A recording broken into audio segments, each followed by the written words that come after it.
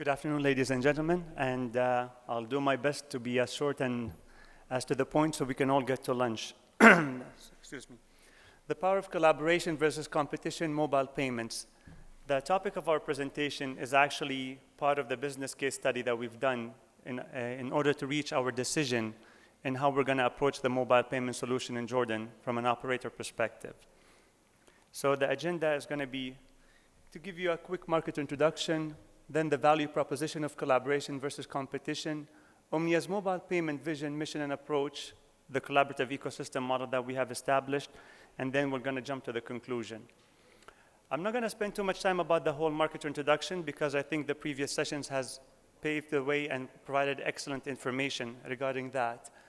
But a quick look at the market studies, it shows that the mobile payment users in the Middle East in particular, compared to the rest of the economy in the world, is still in the early stages of development, which means that there's plenty of opportunities for the new and the existing players to come on board.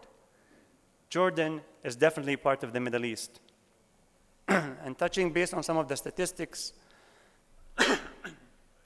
excuse me, the previous speakers talks about, you can see again, as we said, our market is 25% banked, mobile penetration is over 160%, and smartphone penetration is 65%.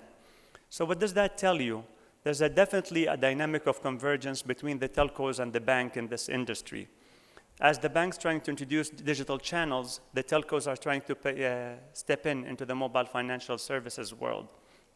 From there, the unbanked population is helping us to pave the way for new sources of convenient mobile solutions. But is that realistic? Is that the real market?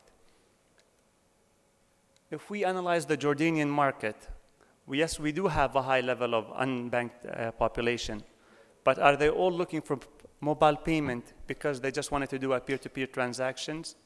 No, there's more to it. There's a bigger opportunity. We have the NGOs. The NGOs trying to reach to those unbanked segments. They're trying to provide their services and support and the reach to them. You have the international money remittances. Jordan is known for a high level of population of expats and foreigners that they need to transfer their money outside of the countries to reach out to their families, and they are also unbanked. You have the billers. The billers are not happy with the channels that they have today, and they need more and more so they can do a lot of collection. And finally, the merchants. We have a new line of business called e-commerce, and they're trying to reach to the Jordanian market, and they haven't been able to due to the lack of other solutions beside cash. So who's trying to capture this opportunity? It's a bigger opportunity than we expected. You can see the MNOs are trying to capture it, the banks are trying to capture it, the financial providers are trying to capture it, and even the government is trying to. And in this whole myth, and in this whole fight, we couldn't have any success in Jordan. Why? We have multiple reasons. Beside the fact that we've talked about the lack of rules and regulation and taxation, the lack of knowledge and experience in the Jordanian market, the customer has lost trust in the overall situation.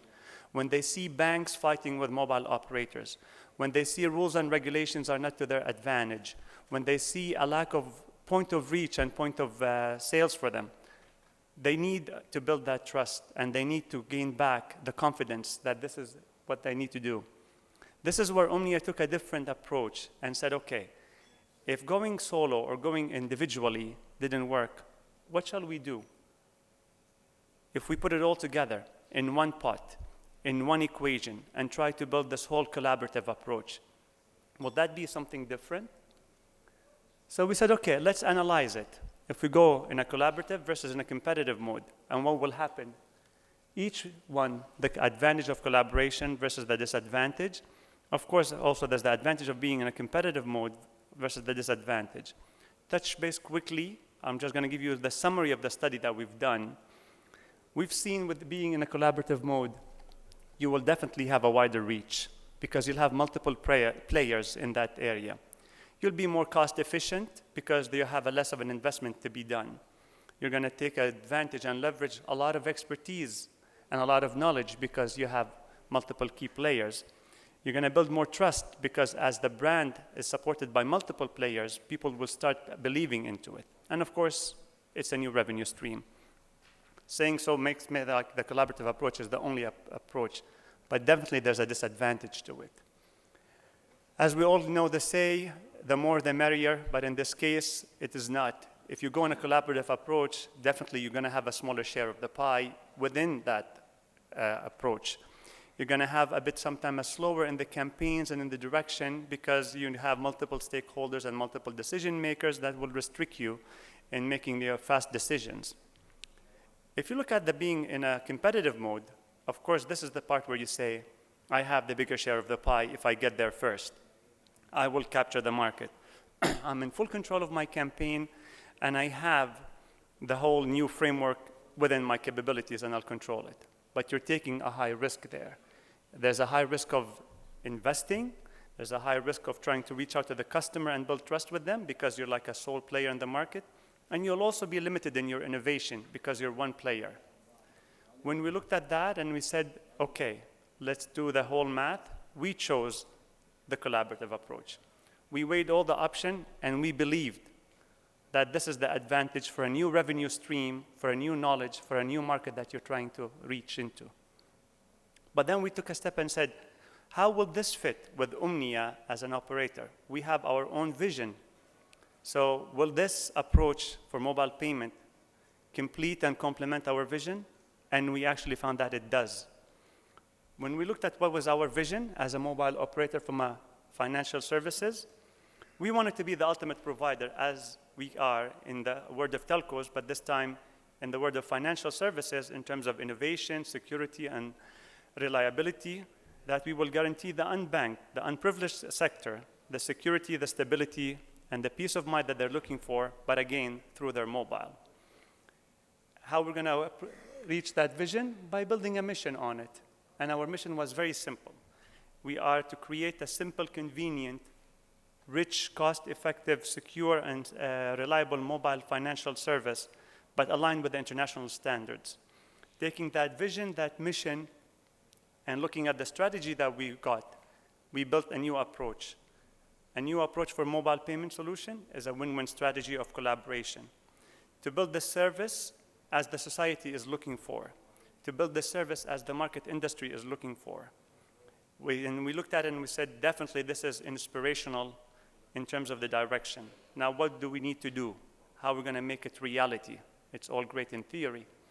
So we start working and looking for partners, partners who believed in that approach, partners who believed in that dream.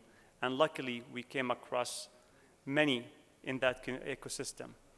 And we sat down with them and we start talking, are we going to be working on mobile payment as just a new revenue stream? Or are we planning to be working together on a nationwide initiative? We are to educate the market and the consumer on the value add of this offering. We are to lead this innovation and create a shift in the consumer market in how they see mobile payment. And luckily, we were able to build this collaboration, and the seed was fertilized by the joint ventures of mobile operator, banks, payment service providers, all working under the rules and the regulations of the Central Bank of Jordan to bring success to this mobile market. So you can see from this is the framework. You have the operator who's going to give you the reach, the operator who's going to give you the technology and innovation. On the other hand, you have the great partnerships of the banks. People cannot trust the operator yet with their money, but they can trust the banks with their financial knowledge and with their financial expertise. You look at the financial service provider. This is what the consumer is looking for. They're looking for the point of contact, the point of sales, the merchants, the international remittances. They can give you the reach. And if they can give you the reach on a high-spec technical platform, then you're trying to solve the equation. And finally, if you put all that and make it work under the regulation, on the framework of the central bank, you'll be more than happy to find the right combination, especially that the central bank not only are opening the door for you in terms of innovation for mobile payment, he's telling you after that, you're going to go to the next level, to JONET, to IFA Watircom, to international money transfers, and so on. So if you succeed in phase one, you're going to definitely succeed into the other phases with them. From there, we summarize the collaboration ecosystem model into being, we are a consortium who are coming to appreciate that we are part of the mobile payment world and we are going there to capture it. We know that our model is brave and innovative, but also it's going to be an industry defining. This is one of the few models where you can see multiple key players from different industries working together. In other countries like Poland or in Australia, banks did it together or MNOs did it together, but never a combination of the three of them. And finally, with that vision of that consortium, we've decided to empower the unprivileged with financial services by opening a door of economical solutions for them so that they can be served as the rest of the bank segment is served. And finally, the conclusion of this, mobile payment is coming to Jordan, and we need to accept that, we need to prepare for it, and we need to be ready to offer value add when it comes to it. It's important also to enhance the awareness of the Jordanian market. There's a big learning curve that everybody needs to invest in and take time and effort to do so. And it's our role as partners in this to reach it. Partnership definitely is important, and as different industries provide different advantages, and we need to all to collaborate and to do so. And finally, the conclusion of what we've done and what we've analyzed into the market, collaboration rather than competition is definitely what the mobile users are looking for and demanding, at least in the first stage of launching the service. Thank you very much.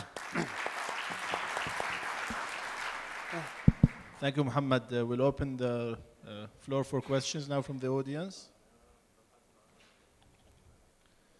I have a question. Consortium, 4 banks, EMP, and Umniah. What's the revenue model? Is it, it's a for-profit consortium. What's the revenue model? It's we are partners all the way through, so it's going to be an equal opportunity from day one. The same way we are equal in the investment, we are equal into the revenue.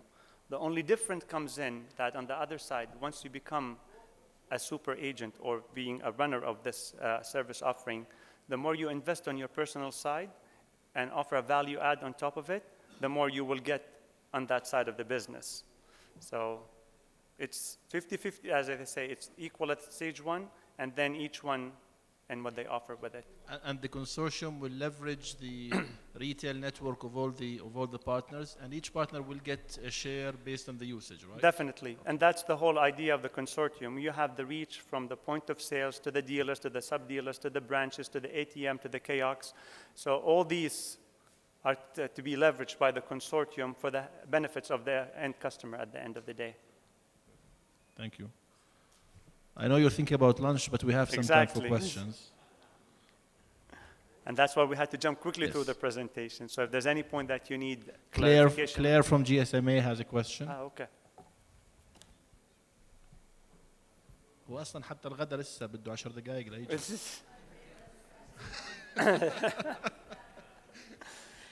Thank you. So very quick question. The consortium is starting with 7 members. Are you open to get new members into the alliance? And if so, how is that going to work? Of course, the consortium is a vision to be a differentiator in the Jordanian market, and it's trying to lead in it. And we are always welcoming, and the door is open for people to join as they fit, and as long as they also believe in the vision and the mission of the consortium. If they're trying to join only from a financial perspective, then they chose the wrong team to play with. We're there for nationwide.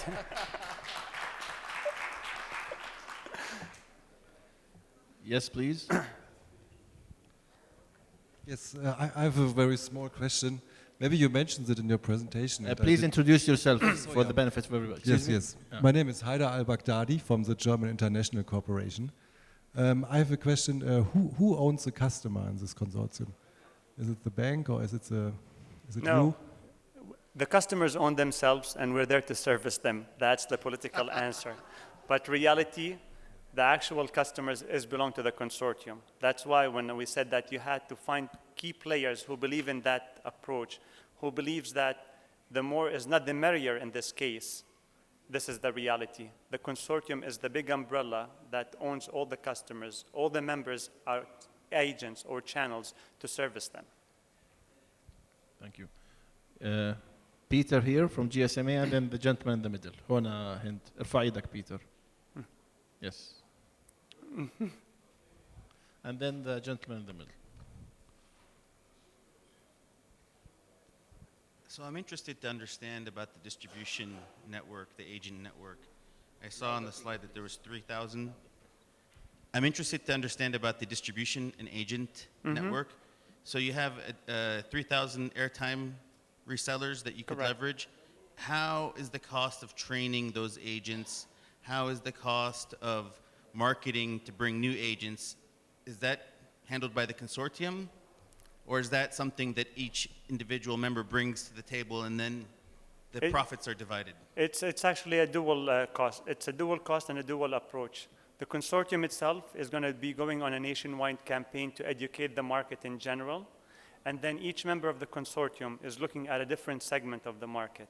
And they're going to educate themselves and their teams into how to reach and approach and serve that segment. So for example, for Umniah as an MNO, where we have the reach into the unbanked areas and territories, we're working on train the trainers. So we're going to train ourselves, then train our shops, then train our agent to help and serve those areas. And by building also a campaign from an advertisement perspective to educate the consumer about how they can, those both trainings come together and fulfill the requirements. Will there be a dedicated support center if somebody says, I thought I sent money, it didn't seem to go through? Definitely.